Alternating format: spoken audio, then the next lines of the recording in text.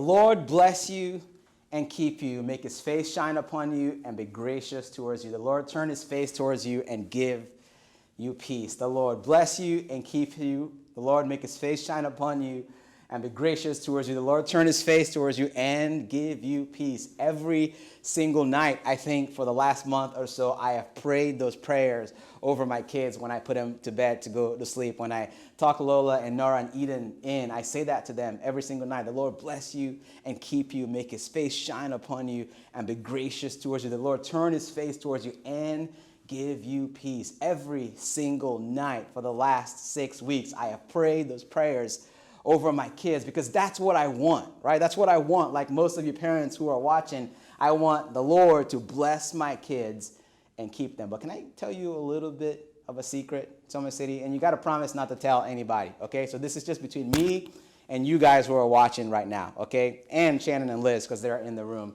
And anybody else that you share this post with ends up watching it, and anybody else that watches on YouTube later or whatever else. But other than that, that's it. It's just between me and you guys. Please don't tell anyone I said this, because this is not a good look for your pastor. Every single night I pray that for my kids. But you guys ready for this? I have no idea what it means. Okay, I'm serious. Like, I have no idea what it means for God to bless my kids. And the reason I don't know what it means for God to bless my kids is because I don't really know what it means for somebody to be blessed by God.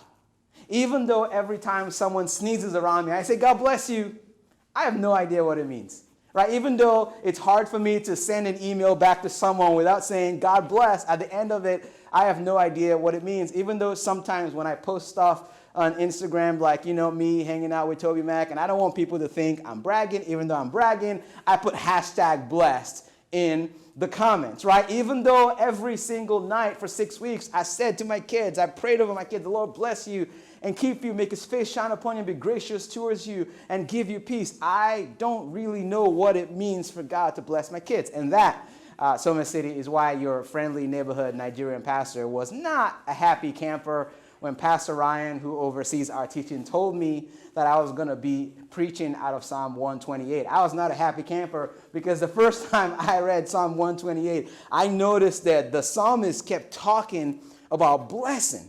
Okay, I don't know if you noticed or not, when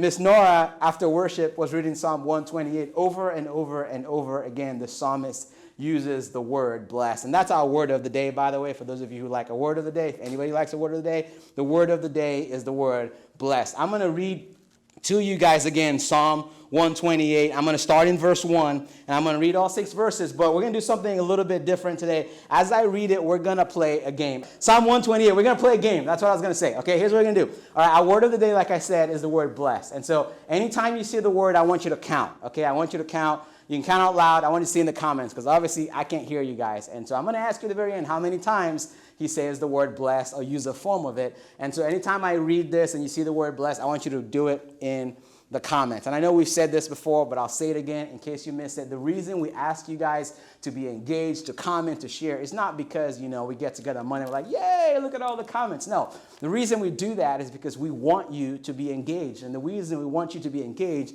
is because the more engaged you are in the conversation, the more engaging the conversation is to your heart, okay? And I don't know if anybody else does this, but literally every single Sunday in my house, my wife is doing that right now. She has notes, and she is taking notes. When I'm speaking, when Pastor Ryan is speaking, every Sunday, I don't know what she does with the notes, but she is taking notes, and she is leaning in. And we've said this before, when we engage, when we lean in, when we take notes, when we comment, when we say amen, when we repeat things back, it sticks longer in our heart, okay? Not really the sermon, but we're going to play that game. When you see the word, I want you to just count in the comments, and at the very end, we're going to see how many of you guys played along, okay? And the rest of you, we're going to pray for you later. Okay, Psalm 128, verse 1. Listen to what the psalmist says. Blessed, he says. Okay, so I'm going to give you a bonus in the game. That's like the first one, okay? All right, that's number 1. You guys should be commenting. There's 1 right there in the comments, okay? Blessed, he said, are all who fear the Lord, who walk in obedience to him. You will eat, he says, the fruit of your labor. Blessings and prosperity will be yours. Your wife will be like a fruitful vine within your house. Your children will be like olive shoots around your table. Yes, this will be the blessing for the man who fears the Lord. May the Lord bless you from Zion. May you see the prosperity of Jerusalem all the days of your life. May you live to see your children's children. Peace be on Israel. Game over, pens down. How many times did the psalmist use a form of the word blessed in this passage? How many times? Okay, put it in the comments. Are you guys counting? Liz and Shannon, do you know? You are not playing the game. They were not playing the game. Hopefully you guys at home are better than these two and you guys are counting and playing along. It's 4 times, right?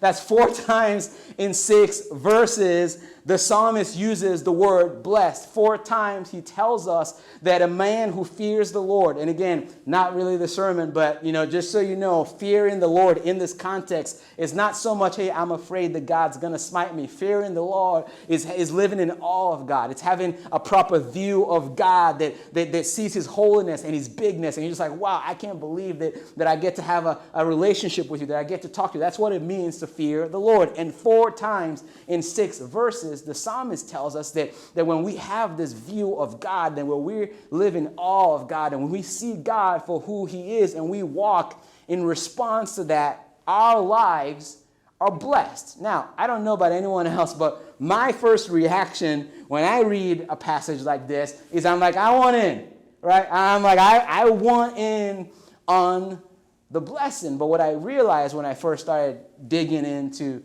this narrative here is that even though I wanted in on the blessing, I'm not really sure that I knew what I was standing in line for. It's sort of like what happened, I don't know, about 4 to 5 weeks ago. I showed up early in front of GameStop in the mall, and I stood in line.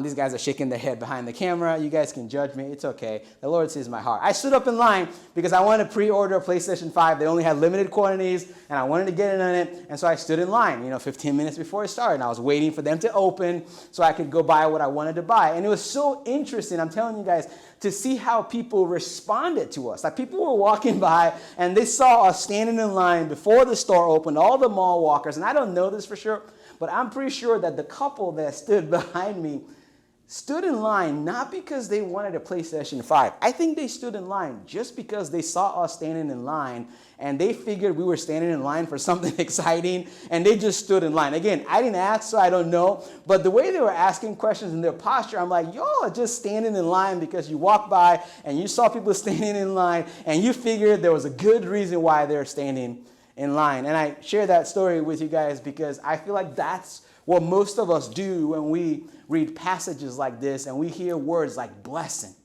right? I feel like when we read stuff like this, we're like, I'm in, right? I want the blessing of God. I want God to bless me. But the truth is, most of us don't really know what we mean when we say that. And what I love about Psalm 128 is the psalmist doesn't just invite us to be a part of a life that is blessed, but he shows us exactly what it means when God blesses your life.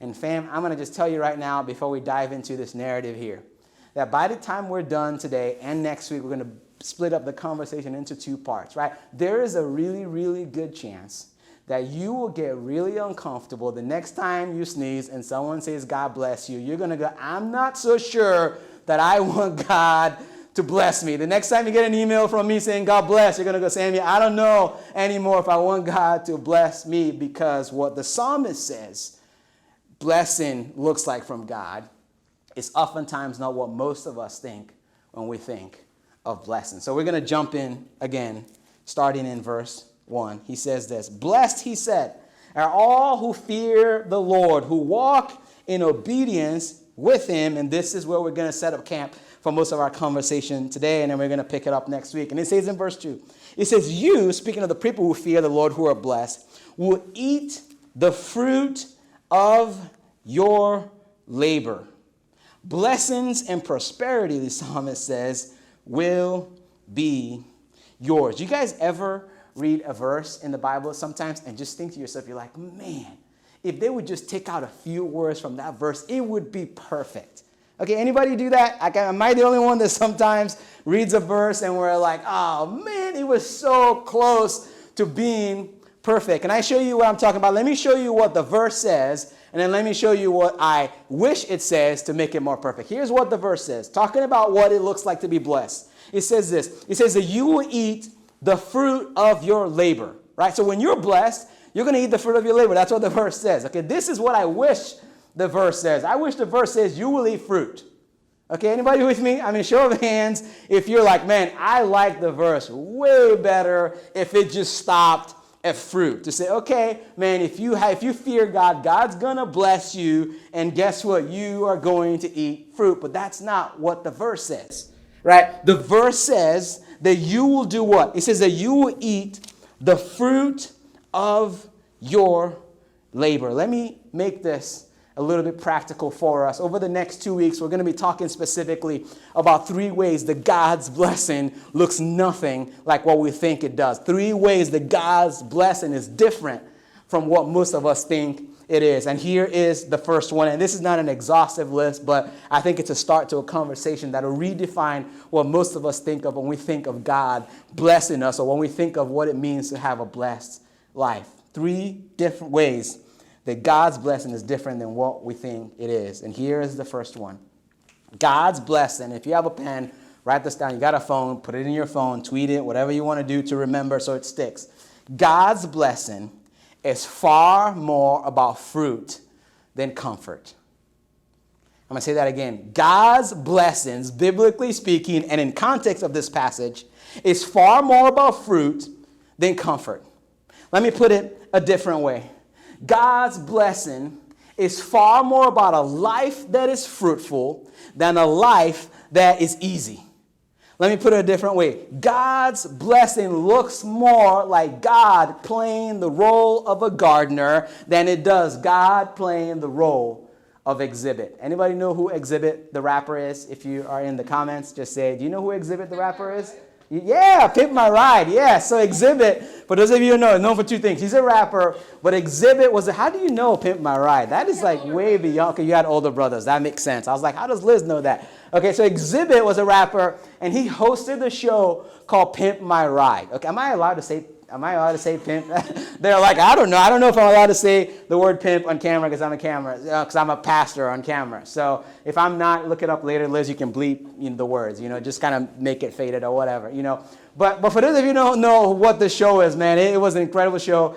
Show by MTV. And the show basically was these guys. It featured people that had just the worst cars imaginable. Okay, so it would be somebody, Bob, and look at Bob's car, and his car is terrible, right? He's got a hole the size of Texas, in the floor of his car, like he can put his foot on the ground from inside his car. His door's gone, his windshield smashed. He drives like Ace Ventura. I mean, just these guys with the worst cars that you can imagine, and then enter Exhibit, right? Exhibit would show up and knock on their door, and they would freak out, and they would show Exhibit just how bad their car is, and Exhibit would take their car, and he would promise to do what? To pimp their ride, right? And I looked it up. I looked it up on Wikipedia, and I just want to read to you, right, the description of what happens when Exhibit takes your car to pimp your ride, okay? And by the way, this is why you guys should be way more excited when Pastor Ryan speaks than when I speak. When Pastor Ryan speaks, he reads you quotes from really brilliant theologians about God and life and philosophy.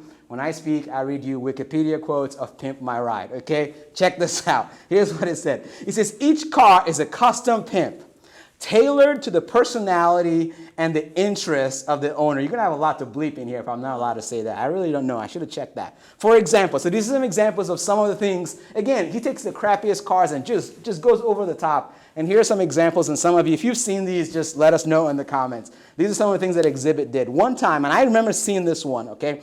There was a guy that was a bowler, and he installed a ball spinner inside his trunk, okay? This guy had the crappiest car, and Exhibit pimped his ride, and when you open his trunk, there was a ball spinner there for all of his bowling balls. There's another example. There was a badminton player that had a badminton net installed in the back of his Dodge Caravan. I don't even know what that means. That sounds not practical at all, but sounds awesome. And then listen to this. There was a surfer that got a clothes dryer in the back of his VW Type 2. How amazing is that? And then at one time they installed an electric fireplace in the trunk of a vehicle. And he says this: the work that Exhibit did usually included new paint, accessories, chrome tires, rims, internal electronics. That was always the best part for me. It was the TV screen. I was like, wow, you got a TV screen in your car that's bigger than the one that you have in your living room. That is amazing. DVD players, video games, large screen TVs, and other cutting edge accessories. At the end of the show,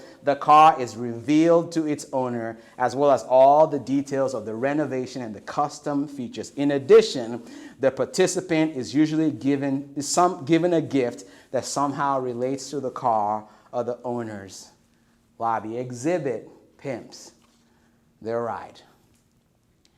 I don't know about anybody else in here that grew up in church and did the whole Sunday school and VBS thing, but that's what I was expecting when I said yes to Jesus. Anybody with me?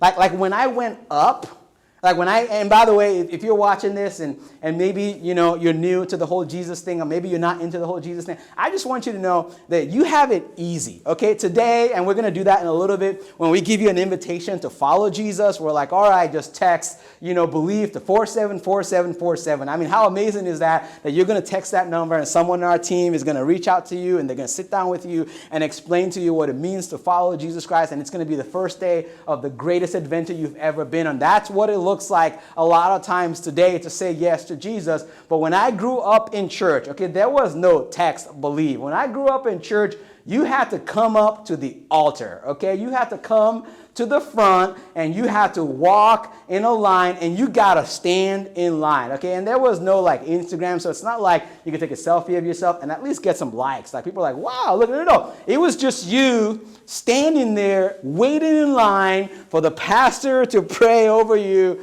because you wanted to say yes to Jesus. And I remember doing that when I was 7 years old. Right? And I remember just walking up and standing in line at Vacation Bible School. I can picture the room right now, and Just As I Am is blaring in the background. And I'm just like, I'm going to say yes to Jesus. And I remember walking up there and saying, okay, Jesus, I want to follow you, and opening my hands as a gesture of saying, okay, God, I want the new life that you gave me. Again, I don't know what you were thinking if you did that. I don't know what anybody else in line was thinking when they did that. When I did that, one of the biggest reasons I did that is because I was hoping that God would take my crappy life, which I didn't think my life was that crappy when I was 7, but apparently the preacher said my life was crappy and I was going to HE double hockey sticks and I didn't want that. And so I went up to the stage, partly afraid and partly excited because God was going to take my okay, crappy life and he was going to replace it with a blessed life. The same way that Exhibit will take your crappy car and replace it with a pimped out life. I'm like, all right, God, here's my old life. Now I am waiting for you to give me a pimped out, blessed life. And while God did, in fact, give me a better and a blessed life, what I didn't see coming is that Jesus giving me a better and a blessed life did not mean that life was going to get any easier. Right? What I didn't see coming, or what I didn't know, what nobody told me, is that when it comes to following Jesus, God blessing our lives is far more about fruit than it is comfort. It's far more about fruit than it is living an easy life that's free of troubles. And I got to be honest with you guys, I had a really, really hard time when I figured that out. And I still do. Right? Just 2 days ago, I called a pastor friend of mine and we talked on the phone for 45 minutes. And at the end of it, I realized that part of the reason I'm struggling is because deep down inside of me, there's still a part of me that struggles with this idea that following Jesus does not make my life easier. That following Jesus does not make my life more comfortable. That Jesus cares far more about a fruitful life than he does a comfortable life. I love the way Jesus put it in one of his most famous sermons in Matthew chapter 5. If you don't know, if you've never heard before, it's called the Sermon on the Mount. It's probably the most viral sermon of Jesus compared to all the other sermons. Everybody on YouTube has watched it. It's absolutely incredible. I just want to read it to you guys. Listen to how Jesus frames this idea of not only following him, but listen to what Jesus says a blessed life look like. It's the Sermon on the Mount, Matthew chapter 5. I'm going to read it to you starting in verse 3. Jesus is preaching, and listen to what Jesus says. Jesus says this. He says, blessed, he said, there's our word of the day. If you want to keep counting, you can keep counting. There's a lot of them in the passage that we're about to read. Listen to what he says. He says, blessed, Jesus says, are the poor in spirit. And everybody said, that makes no sense, right? I mean, come on, it makes no sense. I mean, come on, be honest, okay? How many of you think blessed and you think poor? Right? Nobody, right? I mean, if anything, the opposite of poor is blessed, right? And we're going to talk more about this next week, but somehow Jesus had a different, apparently, just meaning to this word blessed. And so Jesus is preaching this sermon, and I wasn't there. I wish I was there to see the reaction in their faces when Jesus said blessed, and they're like, and it's like, are the poor in spirit? And they're like, oh, man. Right? It's like those two things, Jesus, shouldn't go together, but somehow Jesus puts them together. Jesus says, blessed are the poor in spirit, for theirs is the kingdom of heaven. Verse 4, blessed, here's our word again, are those who mourn. Really? Really?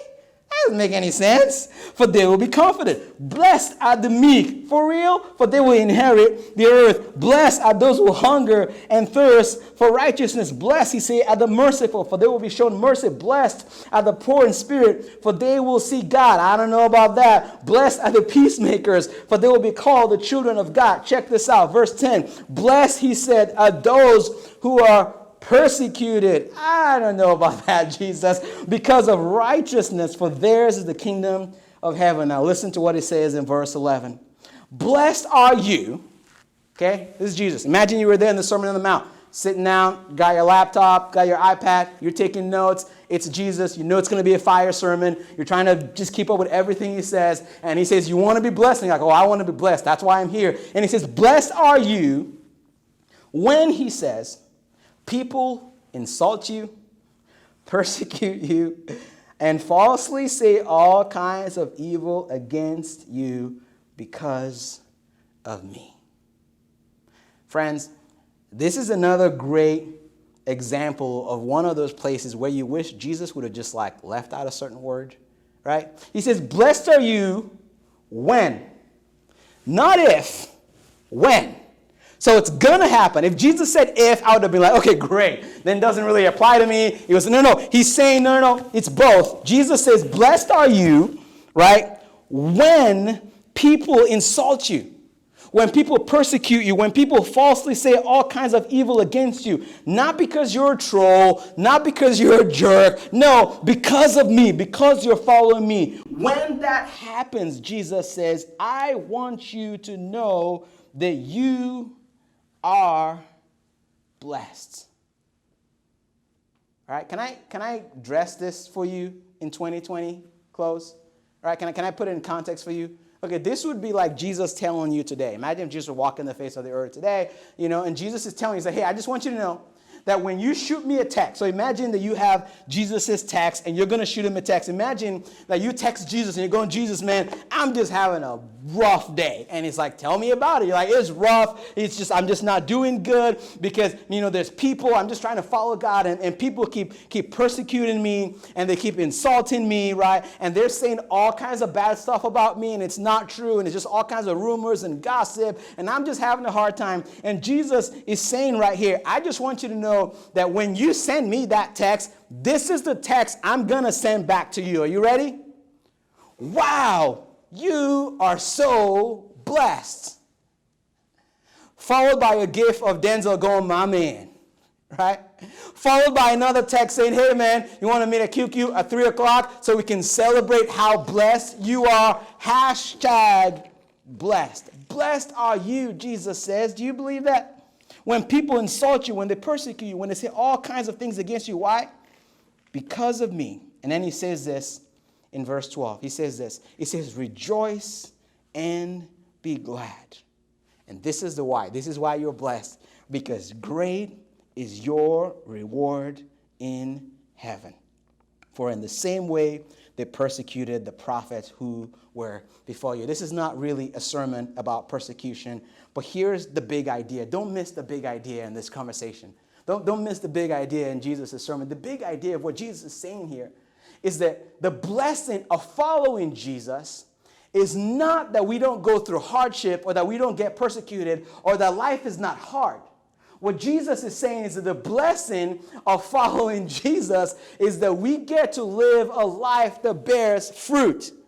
The blessing of following Jesus is that God will take all of the hardship and all of the persecution and all of the labor that we go through, and he will use it to bear fruit now and in eternity. The blessing of following Jesus is that we get to live lives that bear fruit in spite of the persecution, in spite of the trouble, and in spite of the hardship. Blessed are you, Jesus says, when all these things happen to you. Why? Because great is your reward in heaven. What Jesus is saying here, if you're not catching it, is this. This is so good. Here's what Jesus is saying. Don't miss this. What Jesus is saying is, hey, if you knew the fruit that your life was going to bear in the future, you would consider yourself blessed today in spite of the hardship that you're going through. Let me say that again.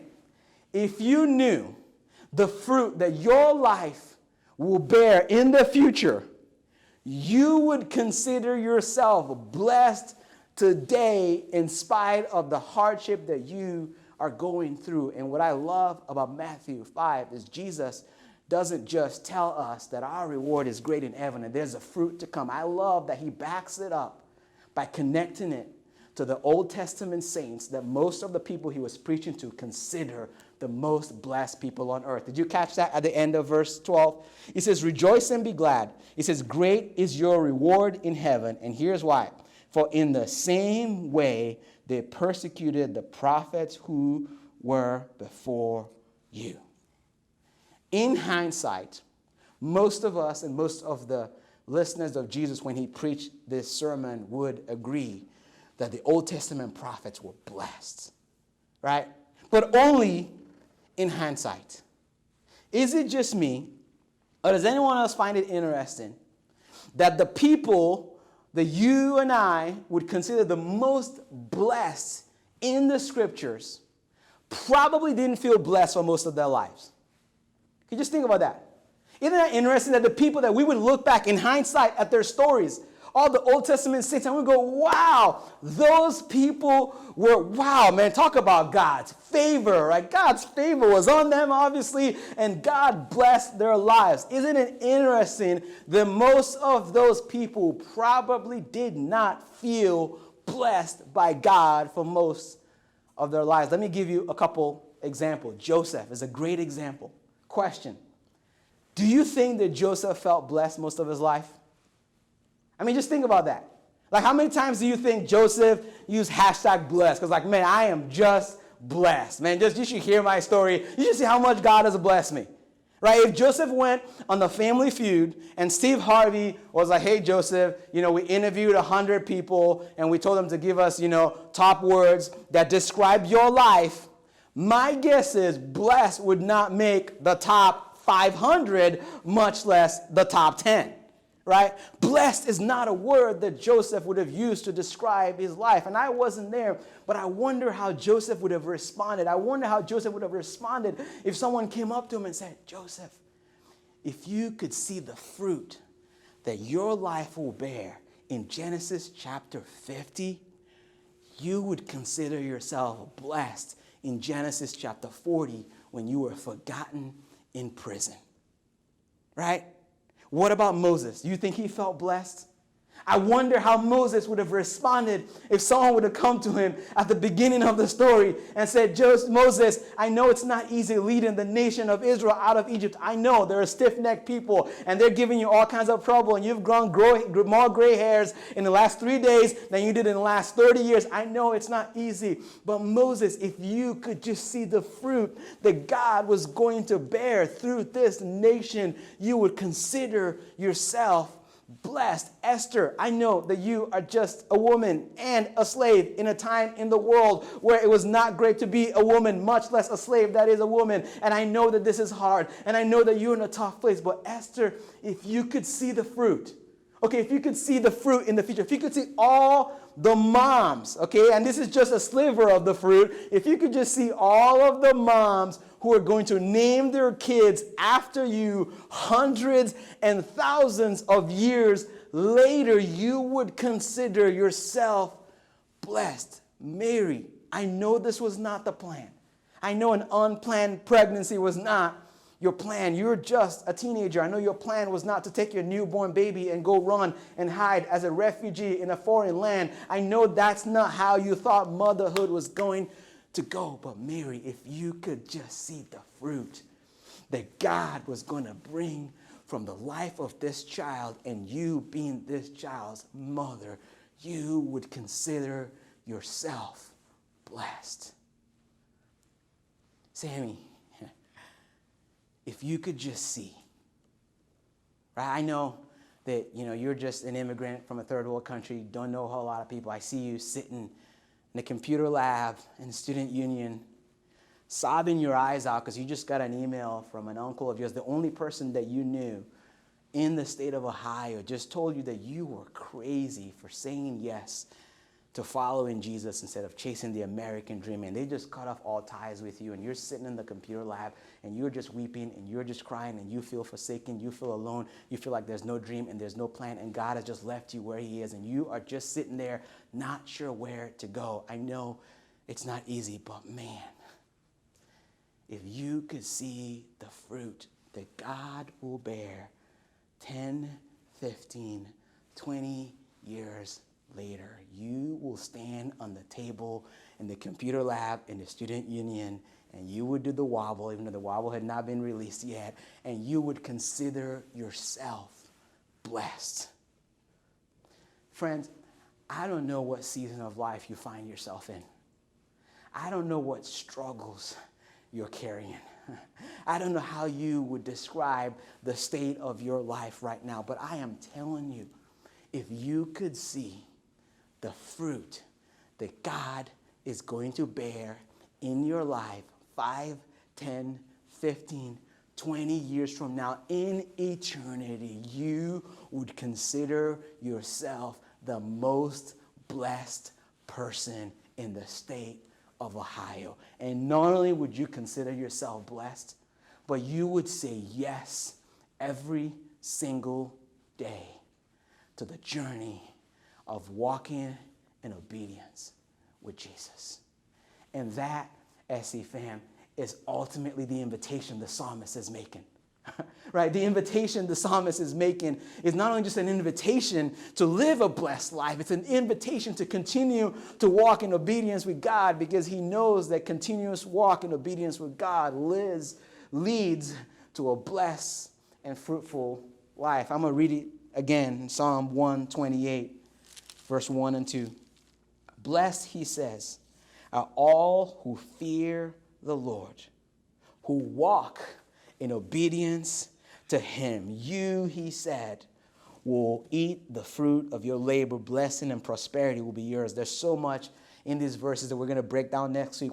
Part of what the psalmist is saying here is that when we walk in obedience to God, we are blessed. And when God blesses us, that looks far more like fruit than it does comfort or ease or any other thing that most of us think that it means to be blessed by God. A couple hours before I had to preach this sermon, I asked Shannon if she would go to the store and buy me some fruit, and she did.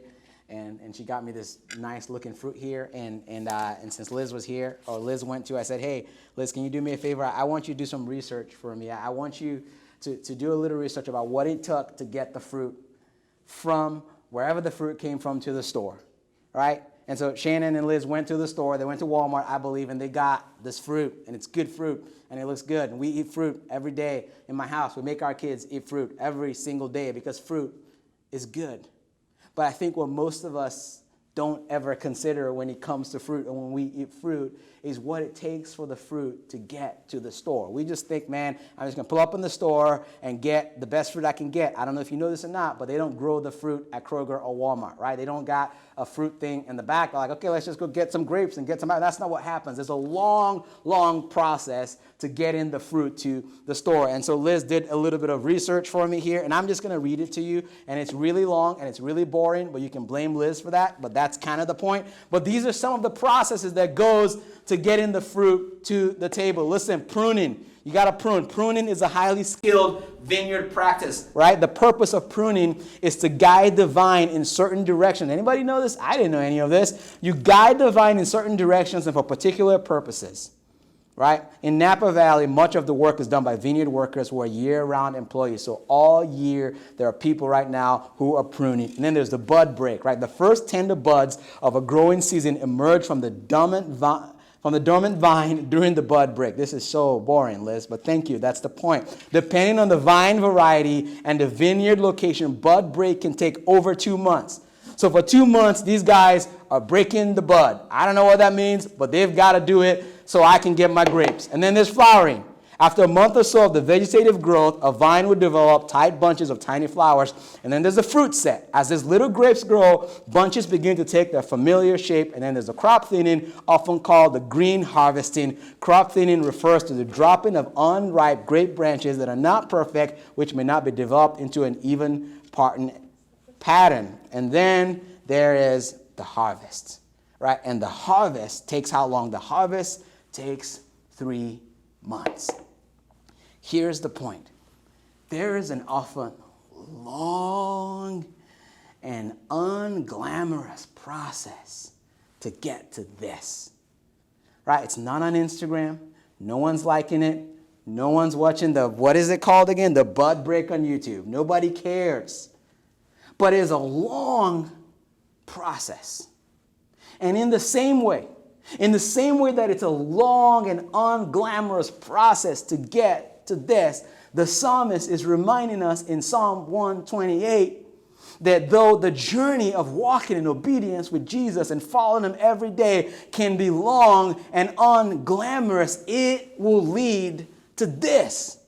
Psalm 128 is our encouragement to keep showing up and to keep walking every single day. It's not glamorous. It's not going to show up on Instagram. Nobody's going to care 99.99% of the time. But the psalmist is saying to you and I, you keep walking. The more you walk with Jesus, the more blessed you are. And when God blesses you, it doesn't mean that your life is going to be easy. When God blesses you, it means that your life will be fruitful. Blessed, he says, is the man who fears the Lord, who walk in obedience with him. So let's keep walking, saints. Right? Let's keep walking. That's what the psalmist, let's keep walking. Let's keep showing up. Let's keep trusting. Let's keep planting. Mom, Mary, just keep showing up.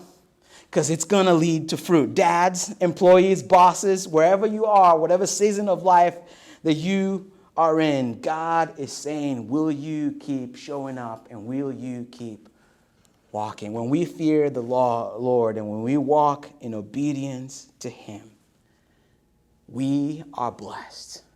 And that blessing looks far more like fruit than it does comfort. What does it look like for you today to continue to walk in obedience to Jesus? Next week, we're going to talk practically about what this looks like, and we're going to talk a little bit more holistically about what it looks like to have a blessed life, what it looks like to be blessed and to be a blessing. But today, I just want to challenge your perspective of what it means to be blessed. I just want to give you a perspective change to how you view your life. Today, most of us, if we're honest, feel like the lives that we're living right now, especially in the midst of a pandemic, is mundane at best. I just do the same thing over and over again. Most of us don't feel like we're changing anything or making any difference. Most of us probably feel like Joseph did most of his life. And God just wants to remind you today that you keep walking in obedience, and it will lead to fruit. And if you could see the fruit ahead of you, you would consider yourself so blessed today. I love the way the late, great Eugene Peterson summarizes this. He says it's a long obedience in the same direction. Right? That is like the worst title to a book ever. Right? When Ryan told me about that book, I was like, oh, that sounds terrible. I don't want a long, I want a viral obedience. I want to do it now and I want to see fruit now. But Eugene Peterson says following Jesus is a long obedience in the same direction. And it's saying I'm going to keep showing up every single day in the mundane, trusting that the God who began this work will bring it to a completion, trusting that I am blessed and that blessing will lead to a fruitful life. If you're watching this and you have not began a walk with Jesus, normally we do this after worship, but I'm going to do it now because I don't want you to turn off. If you're like, I don't even know if I'm walking with Jesus, I want to just invite you today to join the rest of us. Oftentimes it's going to look boring and it's not glamorous, and I'm going to tell you what I wish they told me when I was 7 and I stood in line. Jesus is not going to make your life easier, but following Jesus will make your life better. And better means that you get to live a fruitful and blessed life. If you've never taken that steps to follow Jesus, I want to invite you to just pray this prayer with me that we invite people to pray almost every Sunday. Jesus, I believe, and I give you my life. Just say those words. Jesus, I believe, and I give you my life. It's not the whole conversation you and Jesus need to have, but it's the beginning of the rest of your life. Jesus, I believe. Just sit and I give you my life. I believe what I believe, that you died on the cross for my sin. And I believe that you can save me from my sin. I believe and I give you my life. If you prayed that prayer, like I said earlier, we'd love to hear from you. Just text BELIEVE to 474747. You don't have to come and stand in line and awkwardly talk to a pastor. But if you text us, we'd love to follow up with you. I'm going to pray for us. We'll sing one more song, and I'll be back to close us. Jesus, thank you for calling us. Thank you for blessing us. It's not what I think it is, and it's not what I thought I was going to get in line, but it's better. And I thank you that you don't just come to improve our lives, but you come to give us a brand new life. I thank you for the privilege of following you. I thank you that we get to live fruitful lives. And I pray by your grace that we would continue to show up, continue to trust, God, that you are good. And like a good gardener, God, that soon enough we will see fruit in all of our lives. I pray for all of my friends today who are discouraged by life, who are weighed down by the burdens of life. God, will you be the great comforter? You said, blessed are those who mourn, for we will be comforted. And so I pray in this moment that you would comfort us in a way that only you can. And so we sing this next song, God, not just because that's what we do, but as the prayer of our hearts, God, that we would be a community of people who are truly blessed by you, and that we would live in light of that reality. In Jesus' name, amen. Hey guys, Sammy here, and I just want to thank you for tuning in and watching today. If it encouraged you, I would love to hear from you, and so hit us up on any of our social media platforms, and also would love for you to share this. I'm sure there are people in your community that would be encouraged by the things I encourage you. Thank you guys for hanging out with us, and I hope to see you soon. Peace.